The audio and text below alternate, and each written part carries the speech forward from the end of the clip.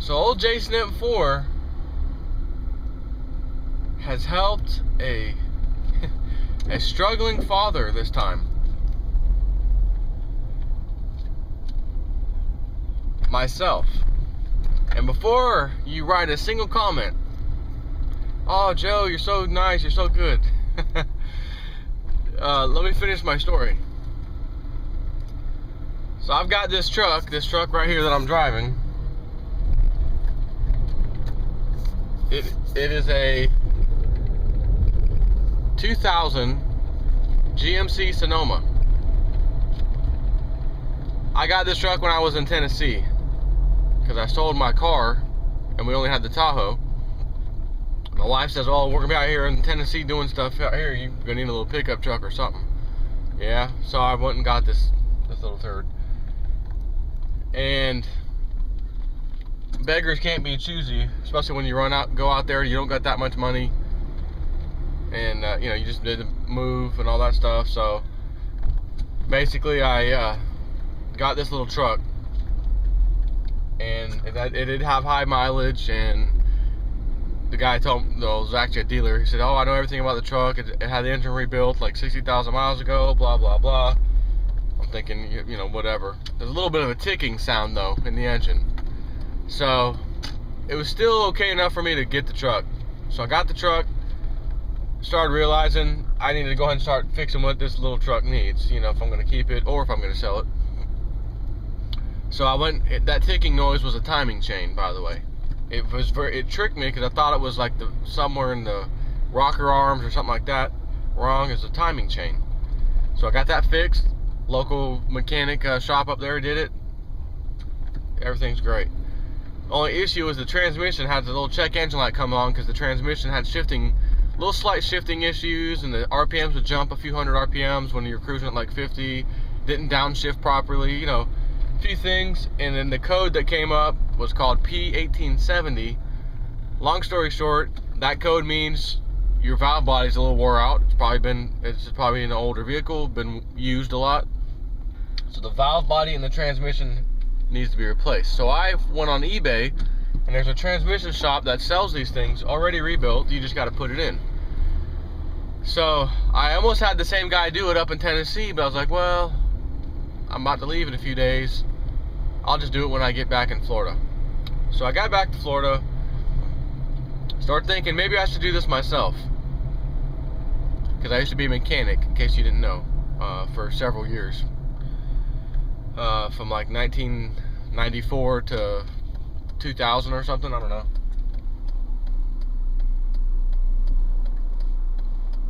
So I get back, I start thinking about it, and I said, man, if I do this myself, I'm gonna have to do this in my garage. You have to take the transmission pan off, and there's no drain plug, so you gotta just take the pan off, and as you start to take the pan off, transmission fluid starts kind of pouring everywhere. So I don't have a catch pan, so I'll have to go buy a catch pan. Maybe, I mean, that's not a big deal, it's a few bucks, but if I don't have one, do I really want to get down there and get all dirty, nasty? I've used mobile mechanics before out of Craigslist, and I've had relatively good luck. Someone needs to work, they need the money, they come to your house or wherever you're at, even at your job sometimes if you want them to. They'll do it in the parking lot. In my case, I've got a kind of a big garage on our house, so hey, why not have someone come over here? So I'm just kind of juggling. Do I want to do that, or do I want to do it myself?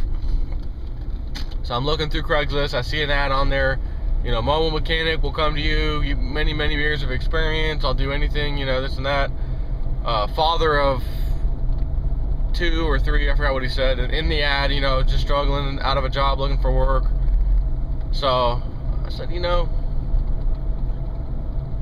let me go ahead and help this guy. You know, he could use the work, I could use not having to do it and getting all dirty and nasty and transmission fluid everywhere. Let me call this guy, see if he's ever, you know, see if he's comfortable doing this.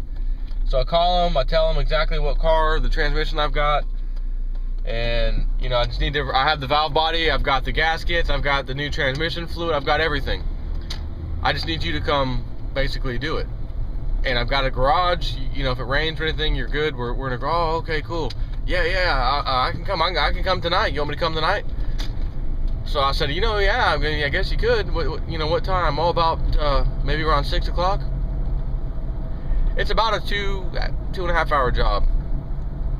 So I said, yeah, all right, that sounds good. So I can already tell he wants the money, he needs the money, if he's willing to come that quick, after I get off work. So I have him come, we take it all apart, or not we, he takes it all apart. And as he's taking it apart, takes the pan off, he didn't even have a catch pan. He had this thing that was kind of tall and had a cap on it, but the cap was only about 4 or 5 inches wide, a circle. And I'm thinking, you can't catch fluid in that, but okay. So as he starts taking the pan off, of course, fluid's just pouring everywhere, all over the floor, the garage floor. And I'm thinking, man, you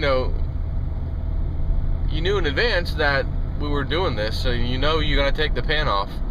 And as we were starting to do it, he's like, oh yeah, no, he's like, oh, well, I'll just take the little screw out, the little drain plug. And I'm like, man, this is, I don't think there's a drain plug. Yeah, there should be. Oh, okay. So he gets down there and no drain plug. Again, I'm thinking back when I used to work on cars. Most cars, especially back in those 1990s, did not have a drain plug on the transmission. Matter of fact, a lot of cars still do not today. So he was expecting one to be there, which is a little odd to me. So I'm starting to wonder, has he done one of these before, or is he just needing the work bad enough that he'll do anything even if he doesn't know how to do it because he needs the money. So he's going to pretend that, that he knows. I'm starting to think this, but I don't know. So then he gets the pan off, and he's looking at the valve body, and he's like, is that the whole thing? Or am I doing all that? Is that all, does that come out? Is that whole thing? Like almost like he's not sure which part of this is the valve body.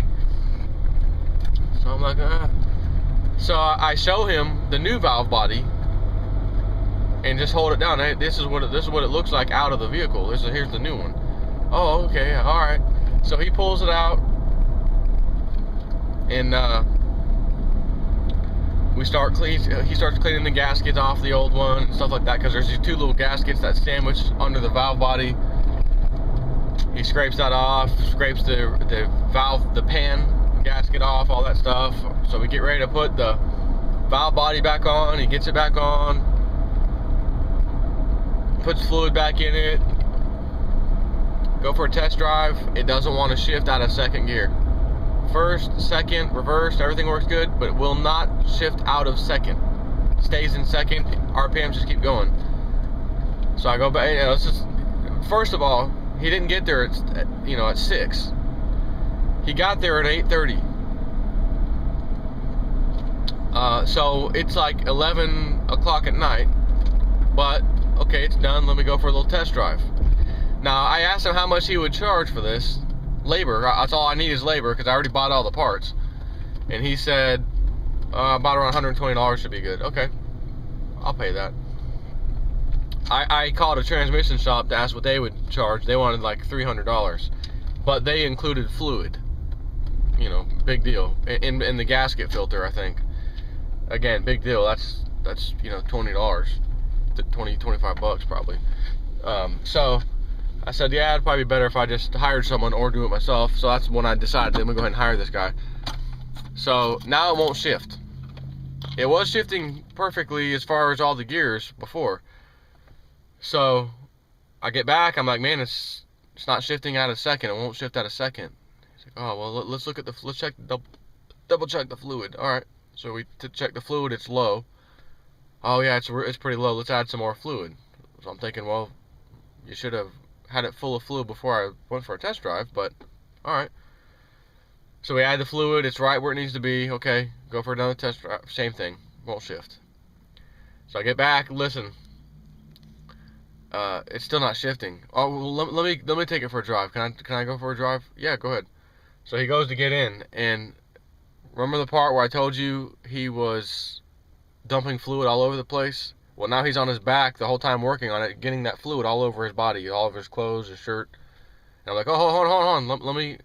I had some moving rags or blankets, whatever, moving blankets left over.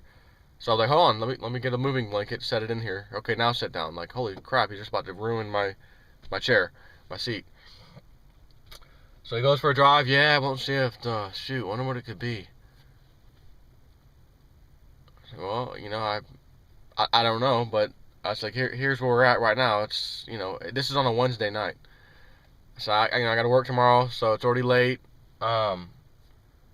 Obviously, my truck shifted before you did this, so there's something you must have missed, or you know, we have to take it back apart. So we're not gonna do that tonight. It's too late.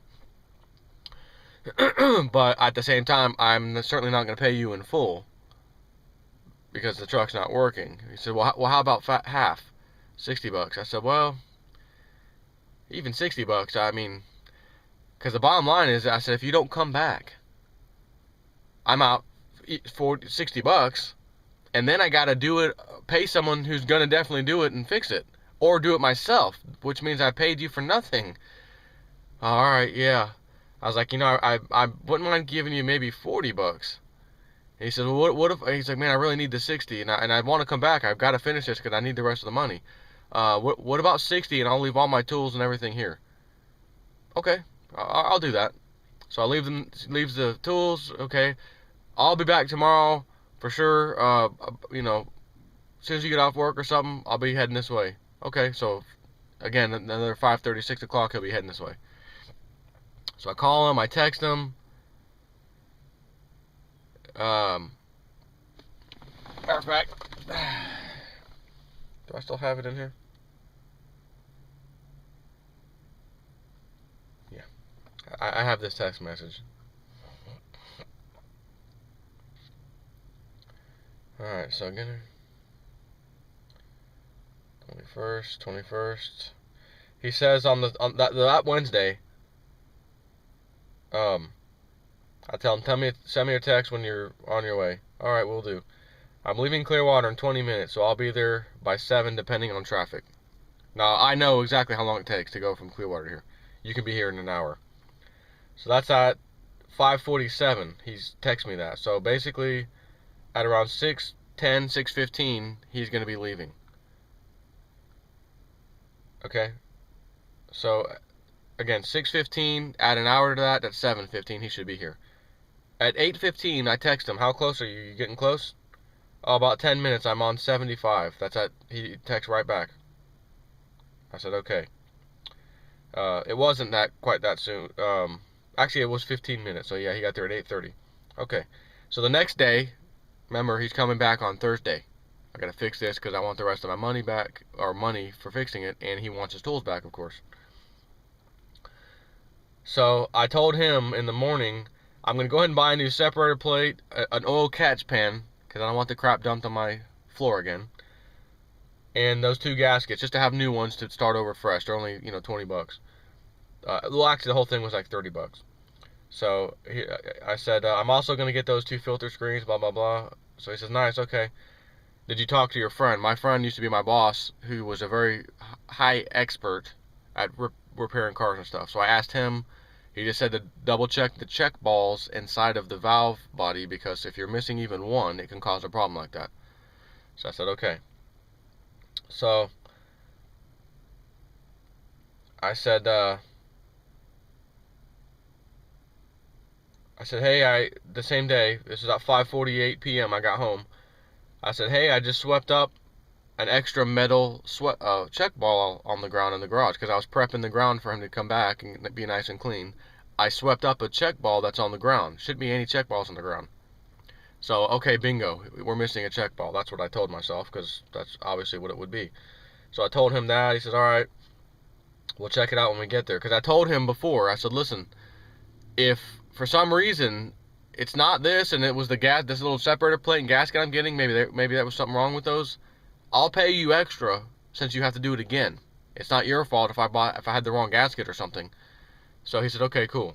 So I got home, I started sweeping the floor, bingo, a check ball's on the ground. Shouldn't be no check ball. I told him, hey, check this out. So this is on, again, this is now Thursday. He's supposed to be coming at the same time and all that stuff. So it's 6:51 p.m. And let's see. So we talk on the phone because I hadn't heard from him for a while, and I said, hey, you know, what time you coming? You leave yet? Well, I lent my cousin $20. And he should be back here any minute, and as soon as he does, I'll get in my car and leave, because you need that for gas money. Okay. So he texted me back at 6:51. I think it's from the old blah, blah, blah. As soon as I get my $20 loan back out, I'll be on my way. It should be about a half hour. So, roughly 7:20, 7:30. Which means he'll be at my house again at around 8:30. Because, again, it takes an hour to get from there to here. So, at 8:12... I asked him, how close are you? Because I'm thinking he should be here in 15 minutes. 8:12. At 9:49 p.m., he replies, my phone was dead, but my cousin never came to give me my money back, so now I'm going to lose another job that I was supposed to do tomorrow because I can't finish yours today. I'm going to pawn my laptop, so come hell or high water, I will be there tomorrow to finish no matter what. I reply right back, okay. So that's Thursday. Thursday's gone. And he says, I'm sorry about that. I really appreciate you being patient with me. I'll see you tomorrow. Have a good night. Okay. So next day. Now we're on Friday. Do you know what time you'll be coming here? 5 p.m. I send him that text. My wife just got home, he says. I'm on my way. 7:43 p.m. Okay. So at 8:42 p.m., again another hour, that's when he should be here, I tell him, just pull up to the garage. I'm inside the garage now. He says, okay, should be there soon. He replies right away. So at 9:21, half hour past when he should be there, I say, how close are you? No reply. At 10 o'clock, or a couple minutes till 10, 9:58, I reply one last time to him. I'm closing down, turning off the lights, and going to bed at 10 p.m. I will finish the job myself in the morning. Bring me $20 and you can get your tools whenever. Now, the reason I said that was because that night, when I realized he didn't know what the hell he was doing, and the truck wasn't shifting, I said, look, if you're not comfortable doing this, if you've realized this is maybe a little too much and you don't want any part of this anymore, I'm willing to give you $40 just because you came out here, you spent all the gas, you tried. Even though I'm going to have to do it again, I'm willing to give you $40 to call it quits tonight, and I'll just take it to a transmission shop tomorrow. No, I need the money, I really need the money, blah, blah, blah. That was the other part of that conversation when he was at my house. I said, are you sure? You know, I said, the reason I'm giving you this opportunity because if you don't want to mess with this, you're just tired of it, you're like, screw it, I'll give you $40 at least, you know. No, I want the rest of the money. I don't give up on stuff, man. I don't give up, man. I'm gonna come back and we'll get it. Okay. So that's where that $20 thing. In other words, because I gave him $60 and I hang on to his tools. So now I'm telling him I'm closing down. In other words, I'm tired of this. You're not coming again. Give me the $20 back. That way he keeps the $40 because I gave him $60. Remember? And I'll do it tomorrow myself. So at 10:35, a half hour, actually 40 minutes later, roughly. I'm sorry I didn't make it. My alternator belt snapped on the highway and I had to get towed home. I understand that you want to bring it elsewhere. I would too. And I also give up. This job was just not meant for me. I have never had a job stress me out so much. I will bring you the $20 and get my tools after I fix my car tomorrow. I apologize for not calling you. I was so effing pissed off. This is crazy. Now he's lying again to my face. Okay, now I'm pissed. I say to him, well, here's the other problem. I gave you $40 then to basically come out here and break my truck worse than it was. So if you want your tools back, really you need to bring me the $60 back. Now think about this. If you get your car, take your car somewhere and they can't fix it, and they tell you, we've got this, it's no problem, and then they give it back to you and it doesn't work, you don't pay them anything. You bring the car back and they fix it because you go for your little test drive. Then you can pay them or whatever if they fix it. If they don't fix it, you don't pay. So I'm now pissed off, and aside from me wanting to give him the $40 at first, now he just keeps lying to my face. I'm waiting at my house for this guy. I can't go anywhere because I'm expecting him to come, and he's screwing me. So now I'm pissed, If you want your tools back, you're bringing me all 60. You're giving me the full refund back, because now I've got to do it again, completely exactly what you did. I got to do it all over again. So I then said, basically, I think you're full of crap, because if your alternator belt broke, you could have called me immediately to tell me that it broke, so I wasn't standing around here waiting like a jackass. You told me at 8:45, this is at 10:40 p.m. You told me at 8:49 you would be here real soon. So he replies right back, come on, please don't do that to me right now. I can't even afford the $20, let alone the $60. You're the one who told me you would give me $40 to walk away. Was there for 3 hours and changed more than just the valve body that we agreed on. Well, no, you didn't. Because he's talking about, I had to change, he says I just changing the gaskets, oil, and filter change on the transmission costs way more than $40. You're the one who told me you'd give me the $40 for what I did. Now keep in mind, in order to take the valve body out of a transmission, all of that has to be done. The pan has to get dropped. You have to dump the fluid. You have to change the filter because it's in the way. It's not like it's an additional thing you have to do. So I said, all right. I said, that's fine. I'll take the $20 back. You know, that's fine. So he says, I really wish I could do something to make it up to you. I feel like a piece of crap. Everything went wrong for me, and I've lost over $200 because of it. $200 worth of jobs because he couldn't get his tools from me because he couldn't come back, is what he's saying. I truly do apologize. So that was Friday. So I told him, oh, Friday night I went out there and took it all apart. Saturday I put it back together. Went for a test drive, found the check ball, found where it went, again, put it in the right place, done. Truck runs great.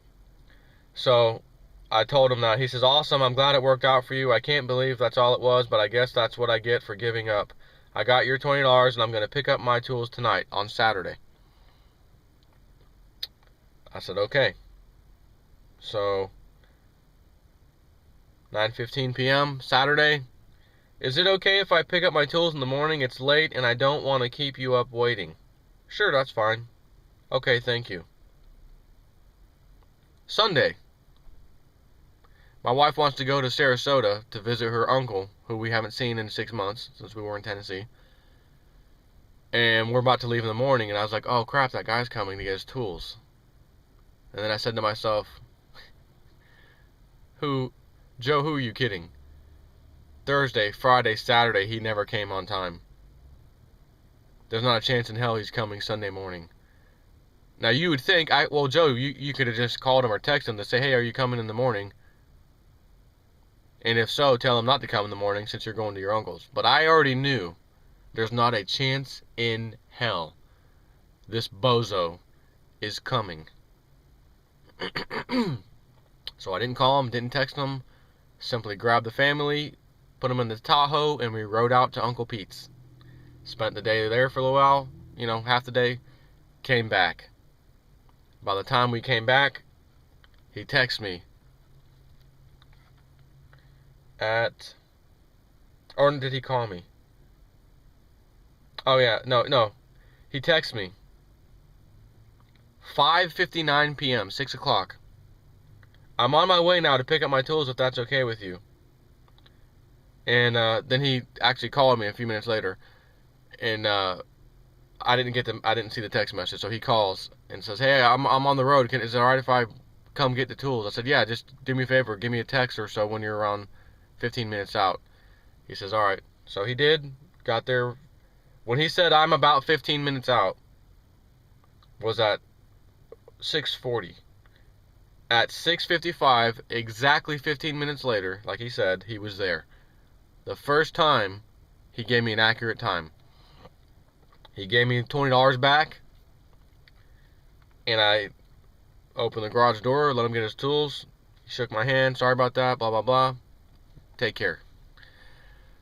So you're saying, how in the hell did you help a struggling father? I paid him $40 for me to do the job. Never in my life has that ever happened. Take care. This is what we are dealing with in society. And when he was under the truck, we were talking about some things. We got into a little conspiracy theories talk. Told him about some. He said, yeah, I saw some videos on 9/11 and stuff, and started talking about the elite, the banking system, how they consider us useless eaters. They call us useless eaters. That's what they think. I said, yeah, that's exactly that. So I forget who was quoted as saying that, but you can actually go find that online and see exactly who it was. Well, he's like, well, but they need us. I said, I know. Of course they need us. They can't have their power, their money, and everything without the rest of us. But not how dare them call us useless eaters? So the whole time I'm having this trouble. He's not coming. Next day, not coming. Next day, not coming. I'm thinking to myself, I'm dying to send him a text message that says, do you remember what I said about the elite calling us useless eaters? You're really starting to make them look right. But I didn't have the heart to do that. That was kind of wrong. So I just kept that thought to myself. Take care.